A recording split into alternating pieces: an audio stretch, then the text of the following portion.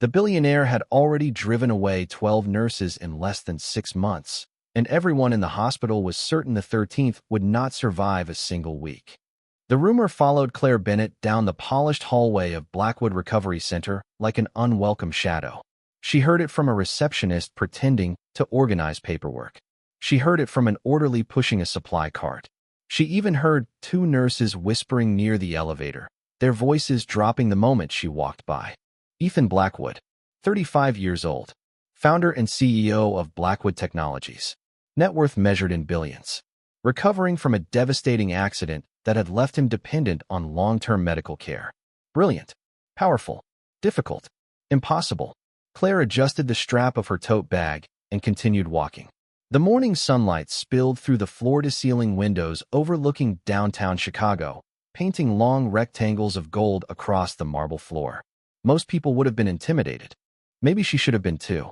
But Claire had spent the last 7 years caring for people at their worst moments.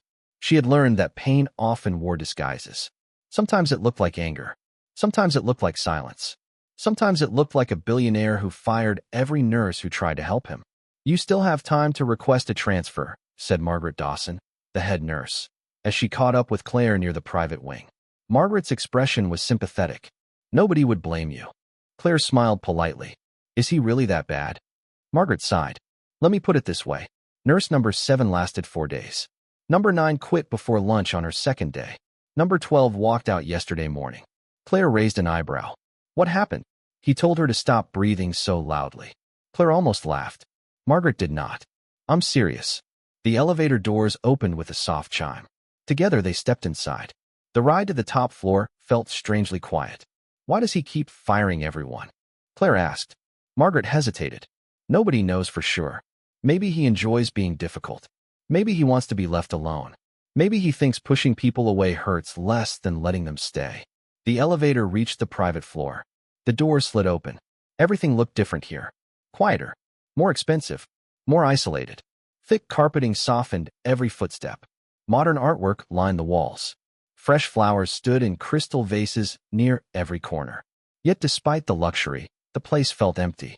Like a beautiful hotel no one wanted to visit. Margaret stopped outside a large wooden door. Room 1401.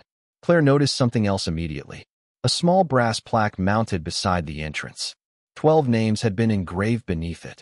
12 nurses. Each name carefully scratched through. Claire blinked. "You're kidding." "I wish I was." Margaret offered an encouraging smile. "Good luck." Then she turned and walked away. Claire stared at the door for a moment. Beyond it waited the man everyone feared. Taking a slow breath, she knocked twice. No answer. She opened the door and stepped inside. The room was larger than most apartments. A wall of windows revealed the city skyline stretching toward Lake Michigan. Shelves filled with books lined one side. A sleek fireplace occupied the other. Expensive furniture sat untouched.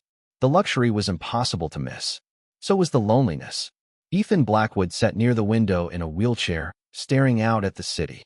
He didn't turn around when she entered. Dark hair, broad shoulders, sharp profile, the kind of face magazines loved putting on covers. Yet there was nothing glamorous about the exhaustion etched across his features. "Good morning, Mr. Blackwood," Claire said warmly. "My name is Claire Bennett. I'll be your new nurse." Silence. She waited. Still nothing. "I know meeting another new face probably isn't your favorite way to start the day." Silence again. Ethan continued looking through the glass as though she didn't exist. Claire set down her bag and organized a few supplies. "I brought your updated medication schedule." Nothing. "Your physical therapist also left notes for this afternoon." Still nothing. Finally, Ethan spoke without turning around. His voice was calm, deep, and remarkably cold. "How long do you think you'll last?" Claire paused. "Excuse me." The others made predictions too. He finally turned toward her. His pale blue eyes were unreadable. 3 days. 1 week. 2 weeks. His gaze settled on her name badge. "What's your guess, Claire?" The question hung in the air. Most people probably would have felt challenged, intimidated, maybe even offended. Claire simply met his eyes. "I'm not making predictions." Ethan studied her for several seconds. Then he looked away. "Smart answer. Thank you. It won't help." Claire ignored the remark and continued reviewing his chart. She noticed several books stacked beside his chair. Business biographies. history, classic novels. One book lay open, face down, on a side table. You like reading? She asked casually. No, Claire glanced at the open book. Interesting. Ethan didn't respond. A faint smile touched her lips.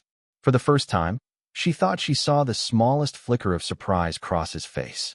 Not anger, not irritation, surprise, as though nobody had dared disagree with him in a very long time. Outside, clouds drifted slowly across the skyline. Inside, silence settled between them once more. Yet somehow it felt different now. Less hostile, more curious. Neither of them noticed the clock moving forward. Neither of them realized that what everyone expected to be another failed assignment had already become something else entirely. And somewhere behind the coldness in Ethan Blackwood's eyes, a crack had appeared that nobody else had ever managed to find. The next morning arrived wrapped in a blanket of gray clouds hanging low over Chicago. Claire stepped off the elevator carrying a small paper cup of coffee and a quiet determination she could not quite explain. Most assignments became routine after a few hours. Ethan Blackwood was different. Something about the man lingered in her thoughts long after her shift ended. Maybe it was the loneliness hidden beneath his sharp words. Maybe it was the way his eyes seemed permanently fixed on a world nobody else could see. When she entered room 1401, she found him exactly where she had left him the previous afternoon, sitting near the window with a book resting on his lap. He glanced toward her briefly before returning his attention to the skyline. "Good morning," Claire said. "That depends on your definition of good. You are awake, breathing, and have a view worth several $1,000,000. Ethan did not look at her. Optimism is exhausting. Claire smiled as she organized medications on a nearby counter. "You should try it sometime." The corner of his mouth moved almost imperceptibly. It was not quite a smile, but it was close enough to surprise her. As the morning passed, she settled into a rhythm. Vital signs, medication schedule, therapy reminders. None of it seemed remarkable until she noticed how carefully Ethan watched the clock whenever someone mentioned physical therapy. The moment the therapist arrived, the faint calm in his expression vanished. His answers became shorter. His shoulders tightened. Claire observed quietly from across the room. After the session ended, the therapist left with a polite goodbye. Ethan remained staring at the floor. The silence felt heavier than usual. "Rough morning?" Claire asked gently. "I hate needing help. Most people do. Most people are not me." Claire finished updating a chart before answering. "That sounds lonely." Ethan lifted his eyes. For a second, genuine emotion flickered across his face. Then it disappeared behind the familiar wall. "You always analyze your patients?" "Only the stubborn ones." "Then you must be busy." The exchange ended there, but something had shifted. Later that afternoon, rain began tapping softly against the windows. The city beyond blurred beneath sheets of silver. Claire was preparing to leave when she noticed a light still glowing beneath Ethan's bedroom door. Most patients welcome sleep after long therapy sessions. Ethan looked wide awake. "You should be resting," she said. "I am resting. Reading business reports at 8:30 at night is not resting." "According to whom?" "According to every doctor in America." Ethan sighed and closed the folder in front of him. For the first time all day, he looked tired. Truly tired. The kind of exhaustion that sleep alone could not fix. Claire studied him carefully. Dark circles lingered beneath his eyes. His posture remained rigid even while seated. "Do you sleep?" she asked. Ethan laughed once. The sound held no humor. "Not much. Nightmares." The question landed with surprising force. His expression hardened immediately. Claire regretted asking. But after several long seconds, he spoke. "Sometimes." Rain continued whispering against the glass. Neither of them moved. "You do not have to talk about it," Claire said softly. Ethan stared toward the fireplace. "My father used to tell me that weakness was expensive." Claire remained silent. Every mistake cost something. Every failure cost something. Every emotion cost something. His voice grew quieter. "I spent 35 years believing that." Claire felt an ache she had not expected. Beneath the billionaire. Beneath the CEO. Beneath the reputation that intimidated an entire hospital. There was simply a man who had spent most of his life carrying impossible expectations. "That sounds exhausting too," she said. Ethan looked at her. Not through her. Not around her. At her. "You have a strange habit of making observations nobody asks for." Occupational hazard. To her surprise, a genuine smile appeared for half a second before fading away. It was small, fragile, almost reluctant, but it was real. Claire gathered her things and prepared to leave. As she reached the door, Ethan spoke again. "Why are you still here?" She turned. "Because my shift is ending?" No, his gaze settled on hers. "Why are you still here when everyone else left?" Claire considered the question carefully. Then she smiled. "Because everyone deserves someone who stays." For the first time since she met him, Ethan had no response. The following week settled into a routine neither of them acknowledged, but both began to expect. Every morning, Claire arrived a few minutes before 7 carrying her clipboard, her calm smile, and increasingly, a small paper cup filled with chamomile tea. The first time she placed it beside Ethan's chair, he looked at it suspiciously. "What is that?" he asked. "Tea." "I know it is tea." "Then we are making excellent progress." He stared at the cup. "I do not drink tea." The next morning, the cup sat empty beside a stack of finished paperwork. Claire said nothing. Ethan pretended not to notice. By the third day, she no longer asked whether he wanted it. She simply placed it on the table beside his books. Somewhere along the way, the tea became part of the room. Just like the morning therapy sessions. Just like the conversations that seemed to happen more often now. Just like Claire herself. Outside, spring rain gave way to warmer afternoons. Sunlight streamed through the giant windows overlooking Chicago. Ethan's physical recovery continued steadily. He could stand longer, walk farther, endure more demanding therapy sessions. Yet Claire noticed something else changing too. The room no longer felt frozen. One Tuesday morning, she entered carrying a medication tray and found Ethan already awake, dressed, and reading. "You are early," he said without looking up. Claire paused. "Good morning to you too. You are 7 minutes early. I did not realize you were tracking my schedule." Ethan turned a page. "I am not." Claire hid a smile. "Of course not." Later that afternoon, while organizing supplies inside a cabinet, she noticed a leather notebook resting on a shelf near the fireplace. She had never seen it before. The dark brown cover looked worn despite the luxury surrounding it. Unlike everything else in the room, it seemed used. Personal. Important. As she reached for a box of bandages nearby, the notebook slipped from the edge of the shelf and landed softly on the carpet. Claire bent down automatically to pick it up. Before her fingers touched it, Ethan's voice cut across the room. "Leave it." The words were not loud, yet they carried enough force to stop her immediately. Claire looked up. Ethan was staring directly at the notebook. Not angry, not irritated. Something else. Something deeper. For a brief moment, his usual control seemed to vanish. "Sorry," Claire said gently. "I was only trying to put it back." Ethan wheeled himself closer. Without another word, he lifted the notebook and placed it carefully inside a drawer built into the bookshelf. Then he closed the drawer. The movement seemed oddly deliberate. Protective. Claire expected him to end the conversation there. Instead, he remained staring at the closed drawer. Most people would have opened it. She tilted her head. "Maybe. You did not. It is not mine." Ethan looked at her for several seconds. The silence stretched comfortably between them. Finally, he nodded once. It was a small gesture, but somehow it felt important. The rest of the afternoon passed quietly. Yet Claire found herself thinking about the notebook. Not because she wanted to know what was inside, because she wondered why it mattered so much. Every person carried invisible stories. Perhaps that notebook held one Ethan was not ready to share. A few days later, another routine emerged. During therapy, Ethan complained less. During meals, he occasionally asked Claire questions. Small questions. Harmless questions. Did she always want to be a nurse? What neighborhood did she grow up in? Why did she work extra shifts when she clearly looked exhausted? Claire answered honestly. She spoke about her parents, about nursing school, about believing that helping people mattered. Ethan listened more than he talked. Yet she noticed he remembered details. One afternoon, she mentioned loving bookstores. 3 days later, he casually recommended a historic bookstore on the north side. Another day, she admitted she missed homemade blueberry muffins from her grandmother's kitchen. The following week, she arrived to find a bakery box sitting on the counter. "The kitchen sent extras," Ethan said without looking at her. Claire opened the box. "Blueberry muffins." She smiled but said nothing. Some gestures were too obvious to embarrass with acknowledgement. By Friday evening, sunlight painted the room gold as the city prepared for another weekend. Claire gathered her things near the door.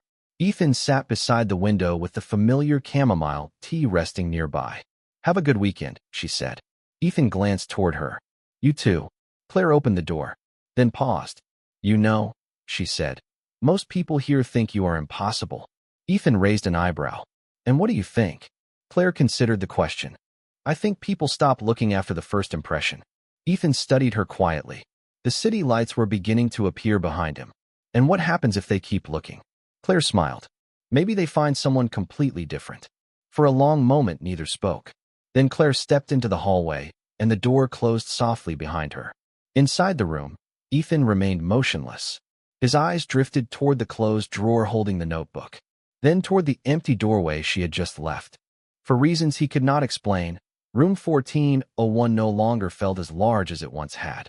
And for the first time in a very long time, that did not bother him at all.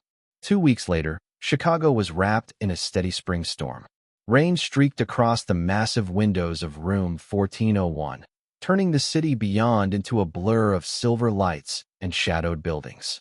Most patients found weather like this comforting. Ethan did not. Claire noticed it the moment she stepped inside. The room felt different.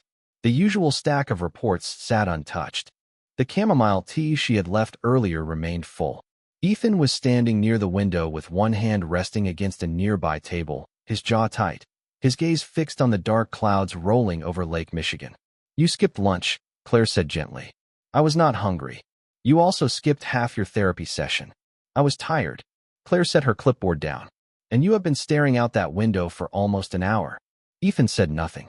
The silence confirmed everything. Something was wrong. Throughout the afternoon, the storm intensified. Wind rattled the glass. Thunder rolled across the city. Nurses hurried through hallways while patients settled in for the evening. By 8 o'clock, most of the private floor had gone quiet. Claire should have been heading home. Instead, she found herself reviewing charts at the nurse's station outside Ethan's room. A feeling she could not explain kept her there. Then the call light activated. She immediately stood and hurried inside. Ethan was sitting on the edge of his bed.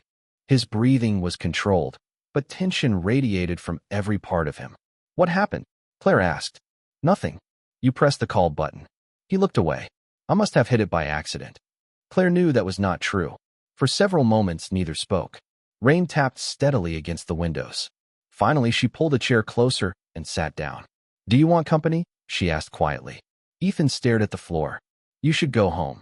That was not an answer. Another long silence followed. Then, surprisingly, Ethan nodded once. Claire remained seated. No lectures. No medical questions. No pressure. Just presence. Minutes passed. Eventually, Ethan spoke. When I was 14, my father sent me to a boarding school 3 states away. Claire listened carefully. His voice was calm, but something underneath it felt fragile. The first night, there was a storm like this. He glanced toward the dark window. I remember standing in a dorm room pretending I was not scared. Claire's heart tightened. 14 is young. Ethan gave a faint laugh. Not according to him. The rain continued falling. My father believed fear was weakness. Sadness was weakness. Needing people was weakness. His expression hardened briefly before softening again. I spent most of my life trying to become someone he would respect. Claire watched him carefully. This was not the billionaire speaking. This was the lonely boy hidden underneath decades of success. Did it work? She asked softly. Ethan looked at her. The answer arrived immediately. No, the word hung heavily in the room. No matter what I achieved, there was always another target, another goal, another reason it was not enough. Claire felt a quiet ache in her chest. She had cared for many patients. She had seen physical wounds, emotional wounds, invisible wounds. Yet loneliness was often the hardest to heal because people learned to hide it so well. I am sorry, she said. Ethan looked surprised. Why? Because everyone deserves to feel like they are enough. For a moment, neither moved. Then thunder echoed outside. Instinctively, Ethan's gaze shifted toward the window. Claire noticed the reaction immediately. It was small, almost imperceptible, yet it revealed more than all his expensive suits and business headlines ever could. Without saying a word, she stood and crossed the room. She closed the curtains halfway, softening the flashes of lightning outside. Then she returned to her chair. Better? She asked. Ethan stared at her. Something unreadable flickered across his face. Gratitude. Confusion. Maybe both. You did not have to do that. Claire smiled. I know. Another silence followed, but this one felt different. Warmer somehow. Safer. The storm continued outside while the room settled into quiet stillness. After a while, Ethan leaned back against his pillows. The tension in his shoulders gradually eased. His breathing slowed. For the first time all day, he looked peaceful. Claire reached for her bag, preparing to leave. Before she could stand, she felt something touch her hand. She looked down. Ethan's fingers had lightly closed around hers. The gesture lasted only a second, yet it stopped time. Realizing what he had done, Ethan immediately pulled back. "Sorry," he said quietly. Claire shook her head. "You do not have to apologize." Ethan looked away, embarrassed by a vulnerability he clearly was not used to showing. Claire simply smiled and stood. As she reached the doorway, she glanced back one final time. Ethan was already lying down with his eyes closed.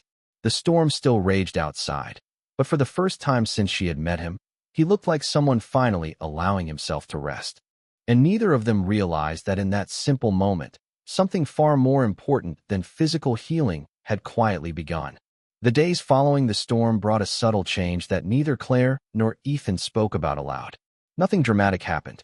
No grand confessions. No life-changing conversations. Instead, it was the small things that began to accumulate. The kind of things that only mattered when someone had become important. Every morning Ethan found himself glancing toward the clock around 6:55. At first he blamed habit. Then he blamed routine. Eventually he stopped pretending there was a reason at all. By 7 o'clock, he would be listening for the familiar sound of the door opening, the quiet footsteps, the soft greeting, the paper cup of chamomile tea. One Monday morning, the clock reached 7, then 7:10, then 7:15. Claire still had not arrived. Ethan tried reading. He reread the same paragraph 4 times. He checked his emails. He reviewed a financial report. None of it worked. At 7:22, the door finally opened. Claire stepped inside carrying a folder and an apologetic smile. "Sorry," she said. The elevator was being serviced. Ethan looked up from his book. "You are 22 minutes late." Claire blinked. "You counted?" "No," the answer came far too quickly. Claire smiled. "Of course not." Ethan immediately returned his attention to the book. Unfortunately, the faint color appearing in his ears ruined the effect. Claire hid a laugh and began her morning routine. Later that afternoon, she joined him during a supervised walk through the rehabilitation garden on the hospital grounds. Spring had fully arrived. Flowers lined the pathways. Trees swayed gently in the breeze. Patients and visitors sat on benches enjoying the sunlight. Ethan moved steadily beside her, stronger than he had been weeks earlier. "You are making real progress," Claire said. "Your therapist will be thrilled." "My therapist is impossible to impress." "You say that about everyone." "Most people are." Claire shook her head. "You know, for someone who built a billion-dollar company, you spend a surprising amount of energy pretending not to like people." Ethan glanced toward her. "Pretending?" "Yes." Claire smiled. "Because if you truly disliked people, you would not remember the names of every nurse on this floor." Ethan stopped walking. "I do not." "Really?" Claire folded her arms. "Then who is covering room 12 this afternoon?" Without hesitation, Ethan answered. "Sarah." Claire raised an eyebrow. "And who took over the evening shift last week?" "Michael." Another eyebrow. "And who brings extra pudding cups to Mr. Reynolds every Thursday?" Ethan opened his mouth, then closed it. Claire laughed.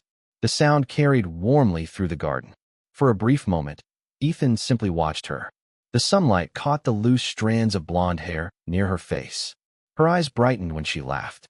And suddenly he realized something that unsettled him completely.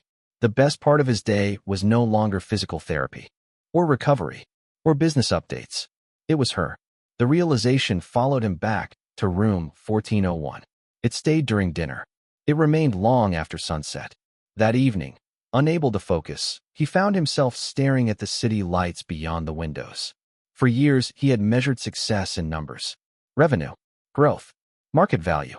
Now none of those things explained why a delayed elevator could ruin his morning. A soft knock interrupted his thoughts. Claire stepped inside, carrying paperwork she had forgotten earlier. "I almost left this behind," she said. Ethan nodded. "Long day." "A little." She smiled. "Worth it, though." "Why?" Claire seemed surprised by the question. "Because I get to help people." Ethan looked down at the chamomile cup resting on the table beside him. Empty again. "Even difficult people?" Claire laughed softly. "Especially difficult people." The answer lingered in the room. After she left, Ethan remained seated for a long time. Eventually, his gaze drifted toward the bookshelf, toward the drawer containing the old notebook. The notebook held memories he rarely allowed himself to revisit. It held names, moments, losses, pieces of a life he had locked away. Yet for the first time in years, he found himself wondering whether someone else might understand those pages, whether someone else might understand him. Across the city, Claire drove home beneath a sky painted with shades of gold and blue. She smiled as she remembered Ethan arguing about being late by exactly 22 minutes. The memory made her laugh again. She still saw him as a patient. She still saw herself as his nurse. Yet somewhere between therapy sessions, tea cups, and quiet conversations, the distance between those roles had begun to blur. And neither of them realized that something far more complicated than friendship was slowly taking root in the space they had created together. By early May, Ethan's recovery had advanced enough that discussions about his eventual return to Blackwood Technologies had become a regular topic among executives, attorneys, and board members. Every few days, someone arrived carrying reports, forecasts, or proposals. Claire rarely paid attention to the business conversations. Her focus remained on Ethan's health. Yet over time, she began noticing small details that did not seem to fit. One Wednesday morning, she was reviewing medication records while Ethan attended a therapy session downstairs. The room was unusually quiet. Sunlight spilled across the desk where several folders had been left after a meeting the previous day. Claire had no interest in company documents, but as she organized Ethan's medical chart, a loose page slipped from beneath a stack of papers and landed on the floor. She bent to pick it up. The page contained a summary of Ethan's rehabilitation progress prepared for the board. At first, nothing seemed unusual. Then one line caught her attention. Mobility progress, minimal improvement.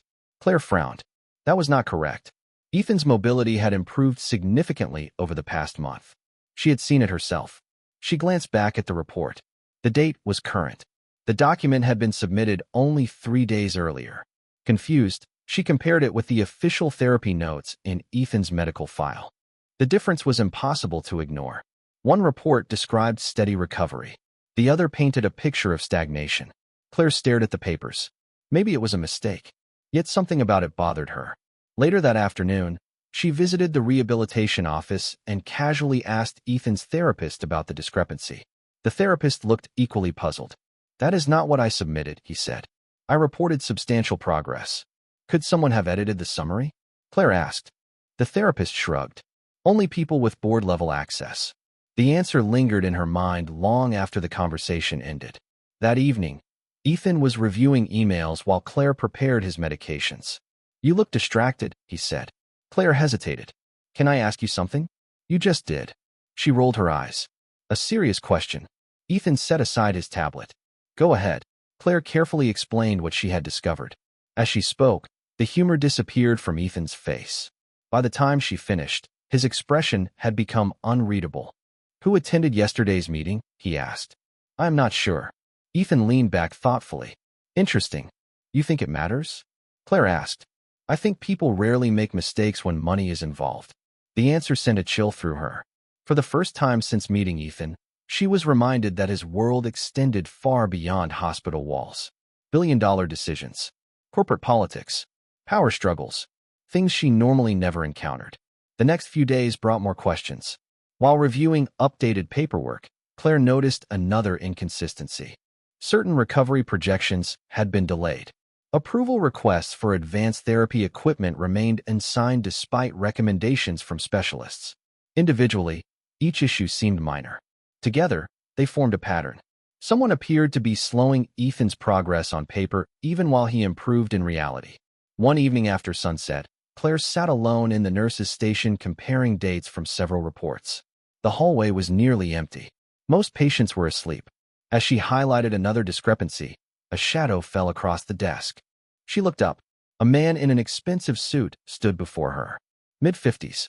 Perfect posture. Controlled smile. "You are Claire Bennett, correct?" he asked. "Yes. I am Richard Holloway, member of Blackwood Technologies Executive Board." Claire recognized the name immediately from previous meetings. "Nice to meet you." His smile never reached his eyes. "I hear Ethan values your opinion." Something about the statement felt strange. I am simply part of his care team. Of course. Richard nodded slowly. That is exactly what you should remain. Claire felt her stomach tighten. The words sounded polite, but the message underneath them was unmistakable. He glanced at the papers on her desk before continuing. Recoveries can be complicated. It is usually best not to concern yourself with matters outside your responsibilities. Then he smiled again and walked away. Claire watched him disappear down the hallway. The encounter lasted less than a minute, yet it left her deeply unsettled. The following morning, she told Ethan everything. Every inconsistency, every altered report, every strange conversation. Ethan listened without interruption. When she finished, silence filled the room. Finally he spoke. You should not have been approached like that. Claire folded her arms. Then I was right.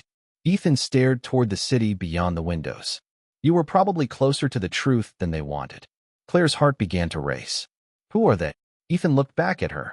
For the first time in weeks, the warmth that had gradually returned to his eyes was replaced by something colder. Sharper. More calculating. The look of the billionaire who had built an empire. I do not know yet, he said quietly. But someone is very interested in making sure I never fully come back.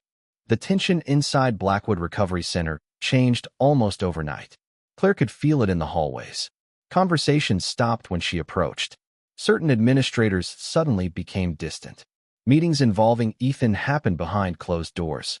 What had begun as a few strange discrepancies now felt like something much larger. 3 days after her conversation with Ethan, Claire arrived for her morning shift and immediately sensed something was wrong. Margaret Dawson was waiting near the nurse's station with an expression Claire had never seen before. I need to speak with you, Margaret said quietly. Claire followed her into a small office. The moment the door closed, Margaret exhaled heavily. There has been a complaint. Claire blinked. A complaint. Someone reported that confidential medical information was accessed without authorization. Claire stared at her. What? I know. Margaret held up a hand.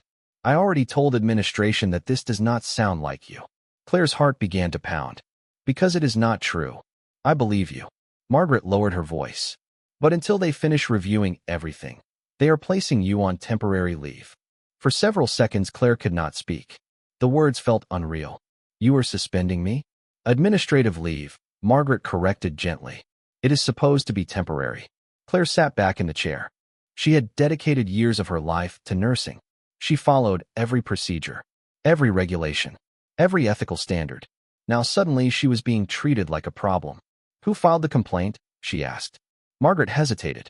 The request came through administration. That answer told Claire everything. Someone wanted her removed. When she left the office 20 minutes later, the hospital no longer felt familiar. She packed her belongings slowly. Her coffee mug, family photos, notes from patients, ordinary objects that suddenly felt heavier than usual. Before she could leave, she made one final stop. Room 1401. Ethan was reviewing documents when she entered. The moment he saw her face, his expression changed. What happened? Claire closed the door behind her. They suspended me. The silence that followed felt almost physical. Ethan set down the papers immediately. Why? Claire explained everything. The complaint, the investigation, the forced leave. By the time she finished, Ethan's jaw had tightened. You did nothing wrong. I know. This is because of me. Claire looked at him. Ethan, they could not control what I was discovering, so they removed the person helping me discover it. His voice remained calm, but Claire recognized the anger underneath. Maybe we should wait until we know the facts. I know the facts. Ethan stood slowly, stronger now than he had been weeks ago, strong enough that the movement no longer required assistance. Someone is afraid. Claire tried to smile. You make that sound almost encouraging. To her surprise, Ethan did not smile back. Because it is. For a moment neither spoke. Then Claire reached for her bag. I should go. Ethan looked at her as if he wanted to say something else. Something important. But the words never came. Take care of yourself, Claire said softly. Ethan nodded once. You too. Then she left. The following days felt strangely empty. Claire stayed in her small apartment overlooking a quiet Chicago neighborhood. She told herself the leave was temporary. She told herself everything would be resolved soon. Yet each morning she found herself checking her phone, waiting for updates, waiting for news, waiting for a message she never received. Across the city, Ethan experienced a different kind of silence. Room 1401 suddenly felt larger again, colder. The tea stopped appearing every morning. The easy conversations disappeared. New nurses rotated through the schedule, but none of them stayed long enough to matter. One afternoon, a young nurse asked if he wanted chamomile tea. Ethan stared at her for several seconds before answering. No, the room fell quiet again. That evening, he found himself looking toward the door every few minutes despite knowing Claire would not walk through it. Eventually, he stopped pretending. The truth had become impossible to ignore. He missed her, not because she was an excellent nurse, not because she had helped him recover, not because she listened when nobody else did. He missed her because somewhere along the way, she had become the person he trusted most. The realization arrived with startling clarity. Ethan sat alone near the window overlooking Chicago's skyline as dusk painted the city gold. For years he had built companies, negotiated deals, and controlled outcomes. Yet now the only thing he wanted was to hear Claire Bennett laugh at one of his terrible attempts at conversation. And for the first time in his life, the billionaire who could influence markets and boardrooms realized there was one thing he could not tolerate at all: the thought of losing her. 4 days after Claire's suspension, the annual Blackwood Technologies Leadership Summit filled the company's downtown headquarters with executives, investors, and board members from across the country. For years, Ethan had attended these events as the unquestioned leader of the organization. This year, many people expected something different. Rumors about his recovery had circulated for months. Carefully edited reports suggested he remained far from returning. Certain board members had quietly begun positioning themselves for a future without him. What nobody expected was for Ethan Blackwood to walk into the building under his own power. The moment he entered the grand conference hall, conversations stopped. Hundreds of eyes turned toward him. Ethan moved confidently through the room, stronger than he had been in months. The surprise on people's faces told him everything he needed to know. They had believed the reports. They had believed the narrative being built behind closed doors. At the far end of the room, Richard Holloway stood frozen beside several members of the executive board. His expression lasted only a second before returning to its usual polished calm. Ethan noticed anyway. During the opening presentations, he listened quietly. Financial updates, strategic forecasts, corporate growth projections, the same language he had heard for years. Yet beneath every polished slide and rehearsed speech, he could now see something else. Fear. Not his fear. Theirs. When the final presentation ended, Ethan rose from his seat. The room immediately fell silent. No one interrupted. No one dared. He walked toward the stage and accepted a microphone. "Good afternoon," he said calmly. A ripple of nervous laughter moved through the audience. "First, I would like to thank everyone who expressed concern during my recovery." His gaze swept across the room. "Second, I would like to correct several inaccuracies." Large screens behind him illuminated. Documents appeared. Therapy records. Recovery reports. Approval requests. Timelines. Side-by-side comparisons. The discrepancies Claire had discovered months earlier now filled the screens for everyone to see. Murmurs spread across the audience. Ethan continued speaking. His voice never rose. It did not need to. Certain individuals altered information presented to this board. They misrepresented my medical progress. They delayed recommendations from specialists. They attempted to create the appearance of permanent incapacity. The room grew perfectly still. Richard Holloway shifted uncomfortably. Ethan pressed a button. Another document appeared. Then another. Then another. Every inconsistency. Every modification. Every approval trail. Months of evidence carefully assembled. These actions violated both company policy and shareholder trust. Ethan's gaze settled directly on Richard. And they were not accidents. Richard stood abruptly. "This is outrageous." Ethan remained calm. "Then you will have no objection to the independent audit currently being conducted." Silence. Richard's face lost color. Around him, other board members exchanged stunned looks. Within minutes, emergency votes were called. Investigations were authorized. Several executives requested immediate resignations. The outcome became obvious before the meeting even ended. Yet through all of it, Ethan found himself thinking about only one person: Claire, the woman who had noticed what everyone else ignored, the woman who had paid the price for telling the truth, the woman he had not spoken to in nearly a week. As soon as the meeting concluded, Ethan left the building. Reporters called his name. Investors tried to stop him. Board members requested meetings. He ignored them all. 40 minutes later, he stood outside a modest brick apartment building on Chicago's north side. Evening sunlight painted the streets gold. Children played basketball at a nearby park. Dogs barked in the distance. The neighborhood felt wonderfully ordinary. Ethan stared at the building for a moment before entering. His heart was beating faster than it had during the entire board meeting. When Claire opened her apartment door, surprise immediately filled her face. "Ethan," she said softly. For a moment, neither moved. Then Claire noticed something different. He was standing completely on his own. No wheelchair. No cane. No assistance. Just Ethan. "You are walking," she whispered. A smile touched his face. Apparently, all that therapy worked. Claire laughed despite herself. The familiar sound instantly eased something deep inside him. For several seconds, they simply looked at one another. Then Ethan's expression grew serious. "Your suspension has been lifted." Claire blinked. "What?" "The investigation is over. Your record is completely clear." Relief flooded her face. "That is wonderful." Ethan nodded. "It should never have happened." Claire studied him carefully. "You fixed it." "No," he shook his head. "You did. You were the one brave enough to notice the truth." For the first time since arriving, neither seemed sure what to say next. The city continued moving around them. Evening traffic, distant laughter, the ordinary sounds of life. Yet for Ethan, everything felt centered on this single moment. Because despite the victory, despite the company, despite reclaiming control of his future, one truth remained more important than all of it. He had not come here because of the investigation. He had come because he could not imagine moving forward without Claire Bennett in his life. For several seconds, neither Claire nor Ethan moved. The evening sunlight spilled across the hallway between them, turning the ordinary apartment doorway into something neither would ever forget.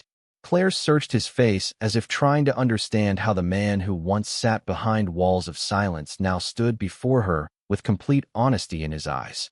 Ethan took a slow breath. For years, he had negotiated billion-dollar contracts without hesitation. He had spoken before investors, journalists, and world leaders. Yet none of those moments felt as difficult as this one.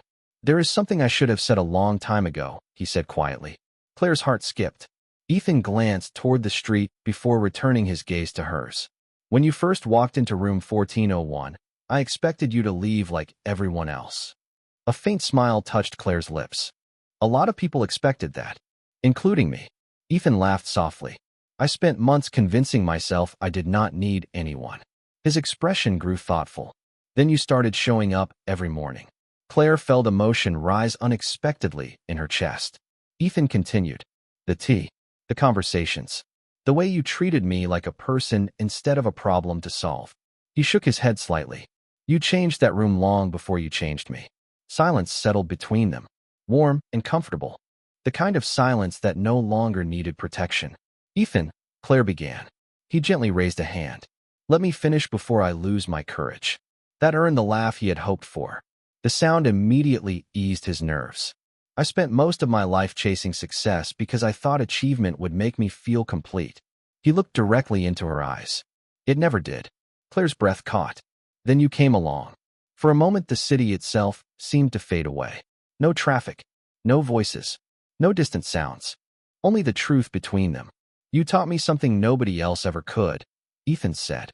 "That being cared for is not weakness. Trust is not weakness. Needing someone is not weakness." Claire felt tears gathering despite her efforts to remain composed. "And somewhere along the way," Ethan said softly, "I fell in love with you." The words landed with quiet certainty. No grand performance. No dramatic gesture. Just honesty. The thing he had spent most of his life avoiding. Claire smiled through tears. "You know," she said, "for someone who runs a technology empire, you took an incredibly long time to figure that out." Ethan laughed. A real laugh. The kind that would have been unimaginable only months earlier. "That is fair." Claire stepped closer. "The truth is, I stopped seeing you as a patient a long time ago." Ethan's eyes widened slightly. "Really? Really?" She smiled. "Although you were still extremely stubborn." You are right. Still are." They both laughed. The distance between them disappeared completely. 6 months later, autumn painted Chicago in shades of gold, amber, and crimson. Blackwood Technologies had fully stabilized under Ethan's leadership. New oversight policies restored trust throughout the company. More importantly, Ethan had used the experience to create something meaningful. Together, he and Claire launched the Blackwood Care Initiative, a foundation dedicated to supporting long-term rehabilitation programs and patient advocacy services throughout Illinois. On a bright October afternoon, hundreds gathered for the dedication ceremony of the foundation's first wellness center. Doctors, nurses, patients, and community leaders filled the courtyard. Claire stood near the entrance greeting guests while Ethan finished speaking with reporters. "You built something beautiful," Claire told him as he joined her. Ethan smiled. "We built it." As the ceremony ended, he reached into his jacket pocket. Claire immediately noticed the familiar expression on his face. "What are you doing?" she asked.